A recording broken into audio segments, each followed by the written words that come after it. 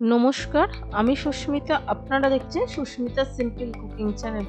আজকে আমি বানাবো বেলে মাছের ভুনা। এই বেলে মাছের ভুনা খেতে অসাধারণ হয়, বানাতেও খুব সহজ, অল্প উপকরণ দিয়ে বানানো যায়। তাহলে চলুন রেসিপিটি দেখে নেওয়া যাক। প্রথমে আমি নিয়েছি 4 পিস মতন বেলে মাছ, পরিষ্কার করে ধুয়ে জল ঝরিয়ে নিয়েছি। এবার মাছটাকে ম্যারিনেট করব। তার জন্য প্রথমে দিয়ে দিলাম নুন, তার সাথে দিয়ে দেবো হলুদ গুঁড়ো আর দেবো সামান্য লঙ্কার গুঁড়ো। এবার নুন, হলুদ, লঙ্কার গুঁড়ো মাছের গায়ে ভালো করে মাখিয়ে নেব। ভালো করে মাখিয়ে নিয়েছি। মাছগুলো ভেজে নেওয়ার জন্য কড়াইতে পরিমাণ মতো সাদা তেল দিয়ে দিলাম। তেল প্রথমে ভালো করে গরম করে নেব। তেল যত ভালো করে গরম করা যাবে তত মাছগুলো ভালো করে ভাজা যাবে, কড়াইয়ের গায়ে লেগে যাবে না। ওই জন্য তেল আমি ভালো করে গরম করে নেব। তেল ভালোভাবে গরম হয়ে গেছে, তেল থেকে ধোঁয়া উঠতে আরম্ভ করে দিয়েছে। এবার এক এক করে মাছগুলোকে দিয়ে দেবো।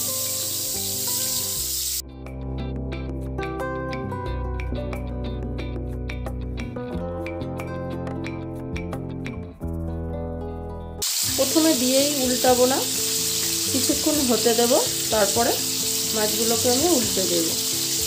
মাছ আমার ভাজা হয়ে গেছে। এবার আস্তে আস্তে তেল থেকে তুলে নেব। যেহেতু বেলে মাছ খুব নরম মাছ, একটু সাবধানে ভাজতে হবে। এর থেকে আর বেশি আমি কড়া করব না। মাছ আমি তুলে নিয়েছি। এবার ওই তেলের মধ্যে দিয়ে দিলাম কালো জিরে ফোড়ন, দুটো বড় সাইজের পেঁয়াজ চিরি করে কেটে নিয়েছি, পেঁয়াজটা দিয়ে দিলাম। এবার পেঁয়াজ যতক্ষণ না নরম হয় ততক্ষণ ভেজে নেব। পেঁয়াজ একটু সময় ধরে ভেজে নিতে হবে, যাতে কালারটা চেঞ্জ হয়, পেঁয়াজটা নরম হয়ে আসে।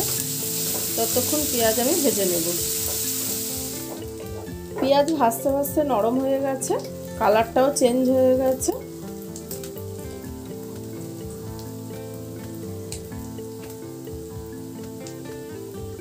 এবার এর মধ্যে দিয়ে দেব 1 চামচ আদা রসুন বাটা। আদা রসুন বাটাও পেঁয়াজের সাথে ভালো করে ভেজে নেব, যাতে রসুনের যে একটা কাঁচা গন্ধ না যাওয়া অবধি ভেজে নেব।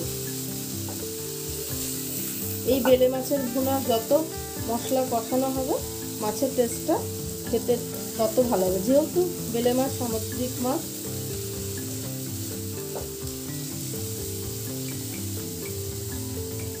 আদা রসুন ও পেঁয়াজের সাথে ভেজে নিয়েছি।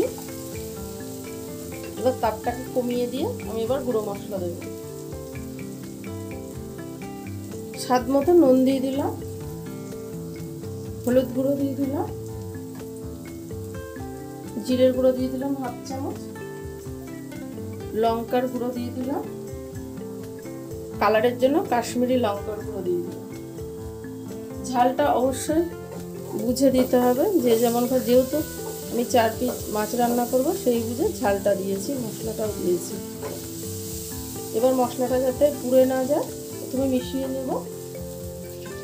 সামান্য একটু জল দিয়ে দেবো, দিয়ে তাপটাকে বাড়িয়ে দিয়ে মশলাটা 1-2 মিনিট ভালো করে কষিয়ে নেব। মশলা কষাতে কষাতে একটা টমেটো সরু সরু টুকরো করে নিয়েছি, আর 2টো চেরা কাঁচা লঙ্কা দিয়ে দিলাম।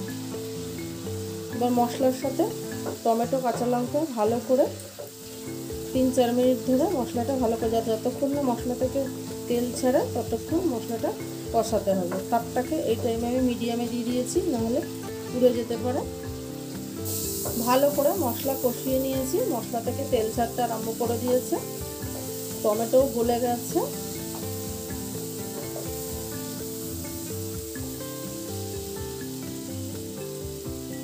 এবার এতে মশলাতে দিয়ে দেবো জল।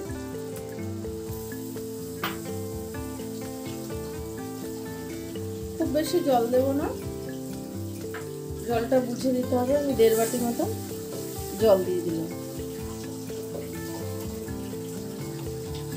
এবার ভালো করে মশলাটা মিশিয়ে দিলাম। সামান্য কয়েক দানা চিনি দিয়ে দিলাম, দিয়ে হাই ফ্লেমে 3-4 মিনিট ঝোলটা ফুটিয়ে নেব। ফিরে এসে ঢাকাটা খুলে দেখে নেব। আবারও আমি ভালো করে মিশিয়ে দিচ্ছি। ঝোল কমে গেছে। এখন মাছগুলোকে এক এক করে ঝোলে দিয়ে দেব। প্রথমে দিলে যেহেতু বেলে মাছ খুব নরম, তাড়াতাড়ি ভেঙে যাবে ঝোলের মধ্যে, ভালো লাগবে না খেতে। ওর জন্য আস্তে আস্তে মাছগুলোকে এক এক করে দিয়ে দেব।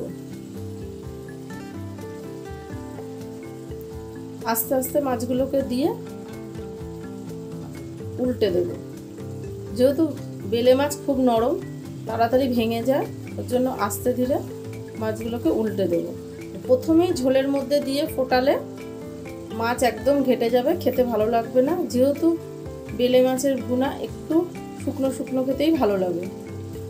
মাছগুলো দিয়েও 1-2 মিনিট ঝোল ফুটিয়ে নেব।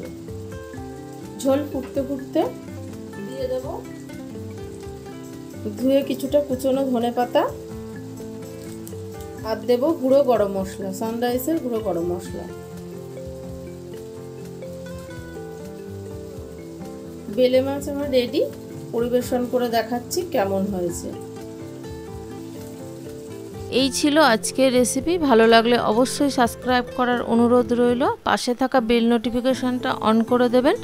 আমি কোনো নতুন ভিডিও আপলোড করলে সবার প্রথমে আপনাদের কাছে পৌঁছে যাবে। আবারও দেখা হচ্ছে নতুন কোনো ভিডিও নিয়ে। ভালো থাকবেন, সুস্থ থাকবেন। ধন্যবাদ।